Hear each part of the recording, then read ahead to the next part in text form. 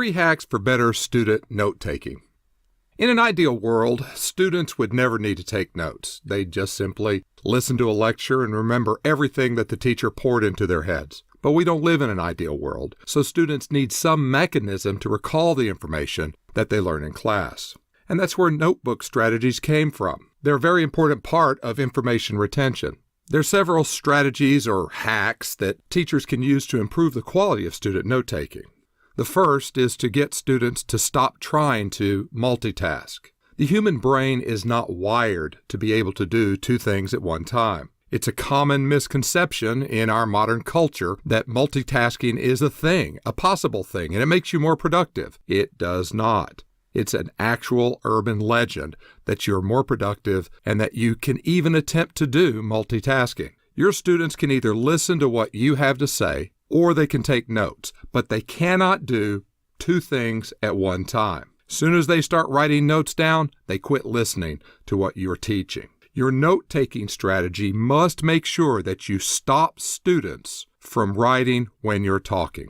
You have to decide what is the best policy for your note-taking strategy in the classroom. You have a choice, basically. You can either give them the notes, either before class or at the end of class or online or somewhere, or you can take time out of your class to have them copy notes down for you. There's some combination things like fill in the blank notes and stuff like that, hybrids, but you're either giving them the notes or they're writing the notes for the most part. It's very tempting to give a copy of the notes to your students.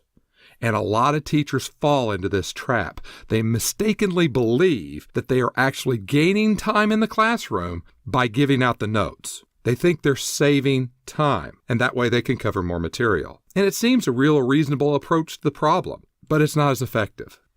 Unless students physically write the notes, they are far less likely to remember the content. The only other option is for you to take time and let them copy the notes.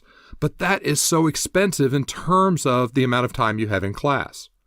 You have to make sure that it's very, very efficient, or it won't be worth it.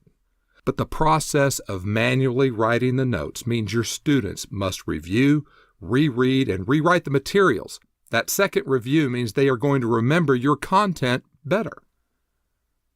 You force them to review the material while they're in class, and they learn it better.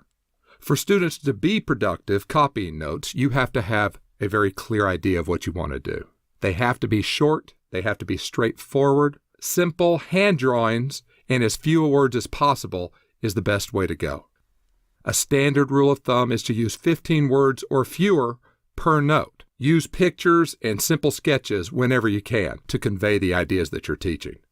But you cannot have an information-dense slide and expect the students to copy it down. However, when the students copy your notes exactly, not only will they remember it better, the entire class will have the same notes.